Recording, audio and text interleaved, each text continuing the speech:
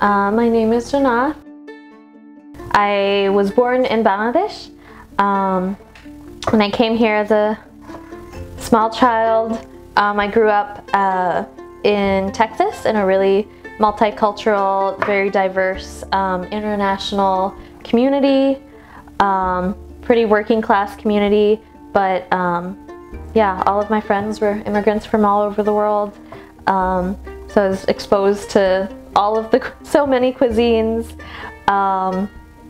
such a diversity of global cuisine growing up. And then I moved to Minnesota for college, and now I've been here almost a decade. I never left. And it's taken a long time to build and find community in Minnesota. But my most fondest memories always involve food. Particularly, I've found a lot of community in Pan-Asian spaces, and in those spaces where we're building community across different Asian cultures. One of our favorite, essential ingredient to that community building, to that coalition building for activism purposes is still food, is still connecting over food and sharing, sharing our cultures, our diverse cultures just within Asia with each other.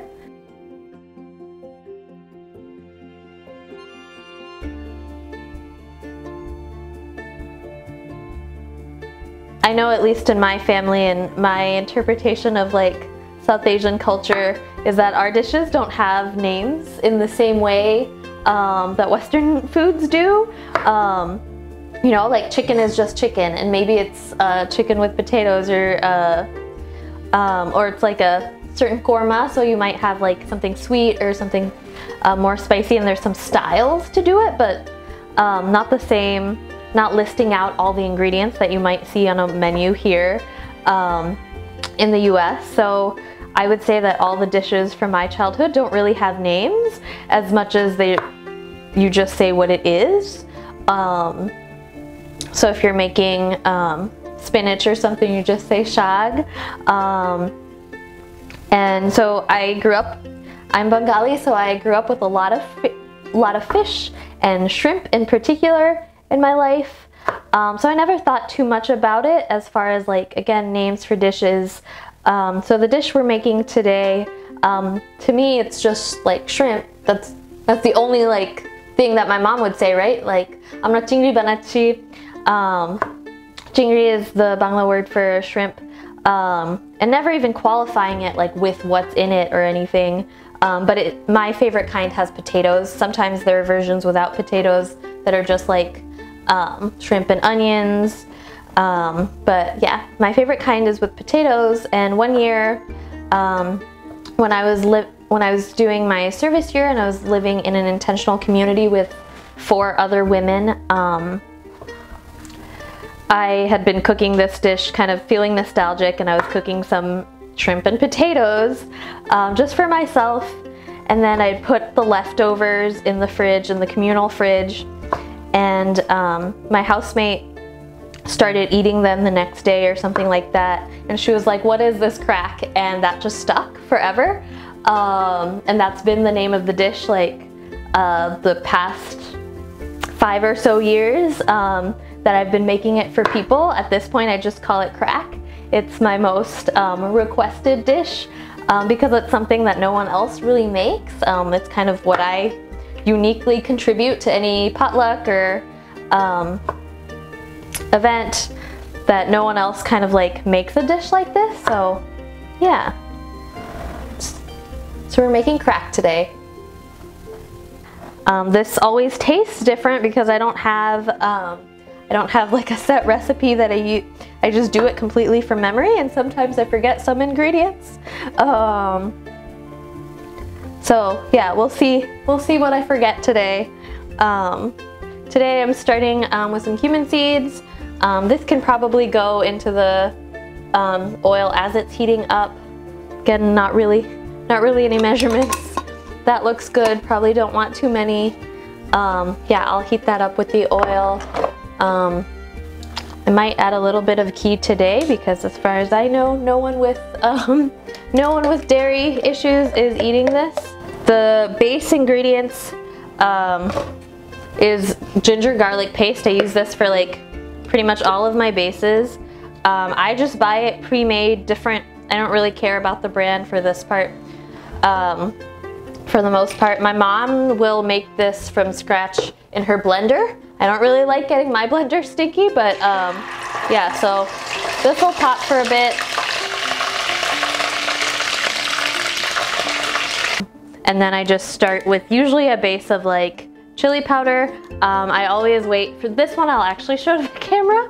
I always wait for my mom to pick out chili powder. That is the one thing that I get from Texas still, to use my own wherever I go. Like I make sure because I just don't trust the ones at the store to actually be spicy. So, and I always know to get the most like like bright orange as possible, because the darker it gets, like the less spicy it is. So again, not real any measurements, but I just start pouring it in. And then I do everything kind of based on color. So getting things to be the right color, the right orange is usually what I'm looking for. Turmeric, I feel like I can, you know, it's less of a gamble. I feel like chili powder in particular is what I'm most particular about.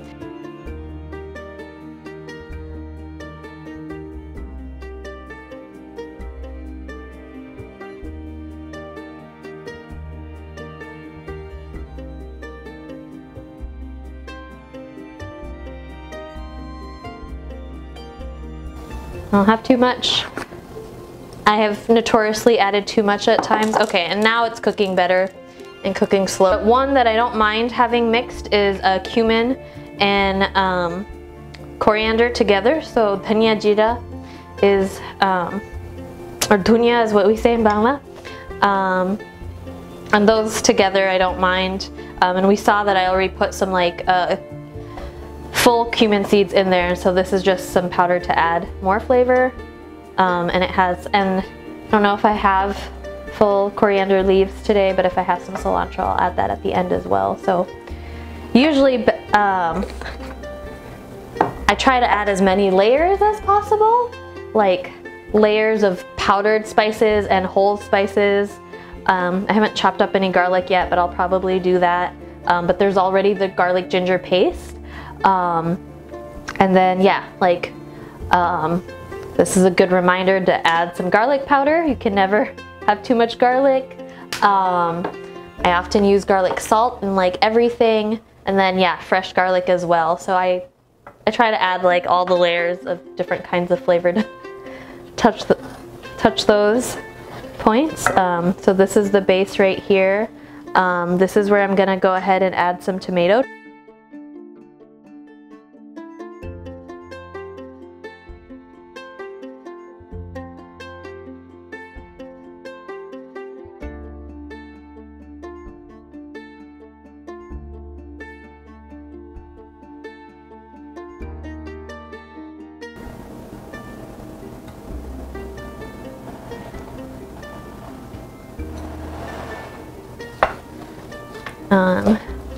Yeah, well,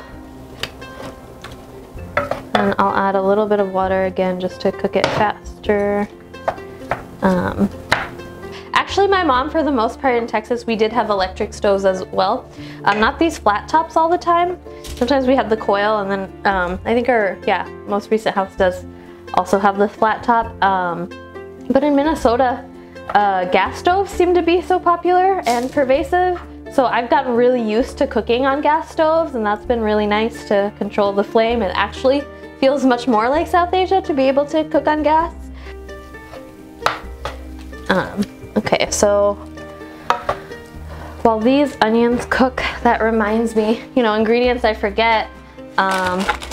These are chilies from my garden. You don't know until they've grown that they're not that spicy this year, but I think that might be okay.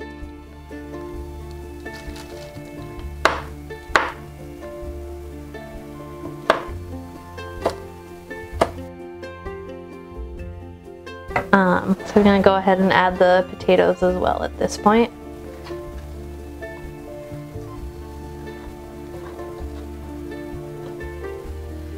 So again, I want the tomatoes to cook all the way down, so you shouldn't be able to see them at the end of this.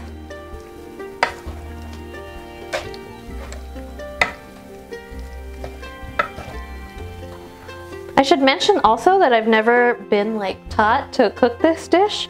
There are some other things where I've like called my mother up and I like wrote down the steps that she told me, like dal and stuff, about how to cook, and you know, they're never very exact. They're still ideas. But actually this one, going back to the origin story of the crack story, like this was something I was just experimenting with. I was just trying out, and over the years I've gotten it to taste more and more like home. But I never actually got this recipe from my mom at any time. I think about like cooking as a really spiritual practice for me, because I think I have to be channeling my ancestors when I'm making food, because I can make things that there shouldn't be any reason why I know how to, because I've never even looked up close to a recipe for this one as well. So I would say like this is my most like intuitive dish. I mean, I cook everything pretty intuitively, but this one, again, it's just all from like pure memory and taste and color. So just redoing that iterative process about like tasting it, and trying to get it closer and closer to what it's supposed to taste like. And then now when I go home, you know, mine still doesn't taste exactly like my mom's. And there's some pros and cons to that. I've had, my mom has cooked when she's visited for my friends before, and they've told me they like my versions better of things. And yeah, I'm still finding my preferences as well. But yeah, I like to think I'm pretty ancestrally guided when I cook. I'm gonna put a lid on it and let it cook down for a little bit. I'll probably add a little bit more water. And I'll just let it cook while we get to the star of the dish and finally give some attention to the shrimp, which should be hopefully thawed by now.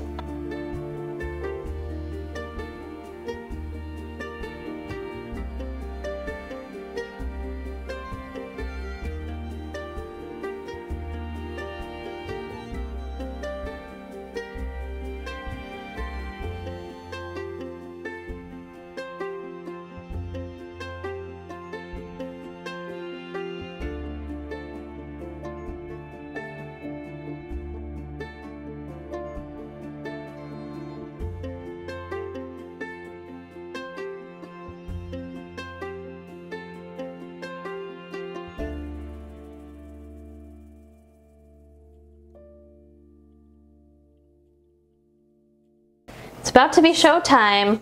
We're gonna add the shrimp, which, yeah, like I've been saying, it doesn't, these vegetables have taken way longer to cook, and the shrimp takes like no time to cook. So I'm gonna add these in. I'm gonna use some kosher salt on this. There should be enough spices in the base to cover it, but salt is usually what kind of makes it stay. And then if you know anything about seafood, like citrus actually helps it cook, so I'm just gonna add the lime right here. And I still haven't tasted this yet, so I might have to adjust, like make some last minute adjustments as I go. I'll start eating some of the vegetables to taste while the shrimp's still cooking. It's not just about like nostalgia from my childhood and those memories. If anything, it was probably really a negligible dish in my childhood and one among many, but it's become relevant now. The memories that are associated with it are very recent. As I've shared, when I've made this dish in settings, in community settings or work or wherever I take it, like no one else brings this particular flavor profile or this particular like combination. It is very Bengali, so it's something that's not associated, especially with North Indian food at all. So it's something that's really like made a mark as far as what I can contribute. So it's always, this is my like most demanded dish, whether it's a potluck or someone's birthday. I get lots of birthday requests when I offer to make meals for people, and this is what they want. Everybody wants crack. So this is what I've made the most, because it's so unique.